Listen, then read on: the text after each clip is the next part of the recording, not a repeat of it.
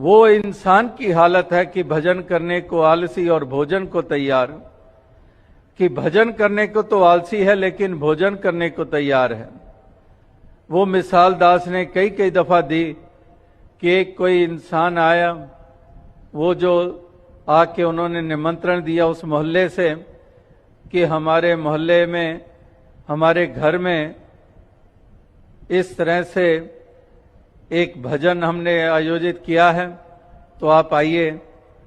तो पति पत्नी कहने लगे, नहीं जी हमारे पास तो समय नहीं है, क्योंकि पति पत्नी ने पहले ही सोचा था कि आज थोड़ी आउटिंग करते हैं, कहीं पर बाहर खाना खाते हैं। कितने ही दिन हो गए घर का वही खाना, वही सब्जियां, थोड़ा जायका बदलते हैं, कहीं बाहर जाकर खाते हैं। तो जब वो निमंत्रण आया भजन के लिए, तो इन्होंने कह दिया कि बड़ा ज़रूरी काम है, हम नहीं आ पाएंगे। वो इंसान वापस लौटते हुए कह गया, चलो मेरी ऐसी श्रद्धा थी, चाहत थी, आप आइए हमारे घर में, चलो आपको ज़रूरी काम होगा, कोई बात नहीं।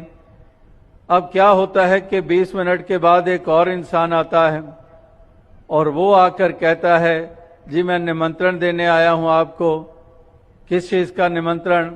कहता है कि हमारे घर आज भोजन है। तो भोजन है सुनते ही दोनों की आंख में चमक आ गई कि वैसे ही हमने सोचा था बाहर खाएंगे, वहां तो पता नहीं 300-400 रुपया खर्च हो जाना था रेस्टोरेंट में या किसी ढाबे में, ये तो मुफ्त में ही निमंत्रण आ गया। हमारा मतलब तो यही था कि जायका बदलें, कुछ चेंज हो, तो ये तो फ्री में ही हमें मिलने जा रहा है। तो एकदम से कहते, क्यों ना आएंगे, आप इतने श्रद्धा से बुलाने आए हैं, हम क्यों ना आएंगे। तो एड्रेस लिया और पहुंच गए शाम को वहां पर। वहां पहुंचे, देखते हैं कि उस घर से एक निकल रहा है, दूसरा निकल रहा है, तीसरा निकल रहा है, बाहर निकलते आ रहे हैं। और उधर जो घर का मालिक बाहर निकला, जो निमंत्रण देने आया था, वो कहने लगा, हाँ भाई साहब आपको भोजन कैसे लगा?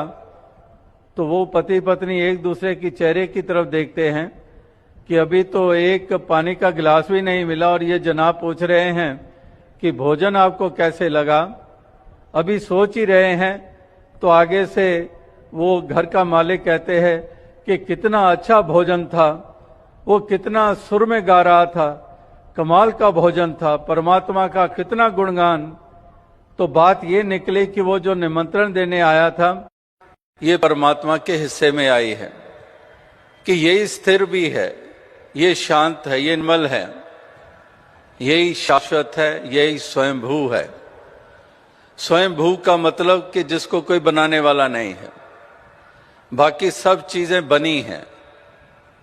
कहीं ना कहीं हजारों साल पहले की बात कर लें, मिलियंस ऑफ ईयर्स की पहले बातें कर लें, हर कोई वजूद में आया।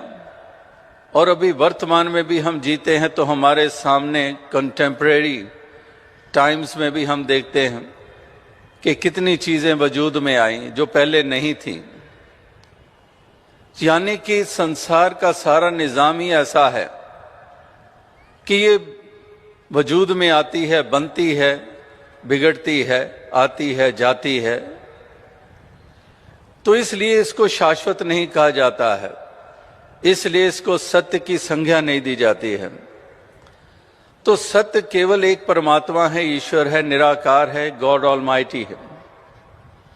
तो इस सत्य को जानना है, और इसको जिन्होंने जाना है उन्होंने आत्मा का भी कल्याण किया है, उन्होंने परलोक संवारा है, आवागमन के बंधन से निजात पाई है, और इस लोक की यात्रा को भी तय किया।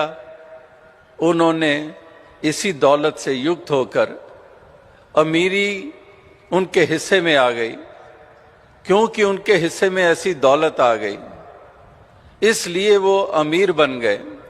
झोंपड़ी में रहने वाला भी अमीर और महल में रहने वाला भी अमीर इसी दौलत के द्वारा हुआ।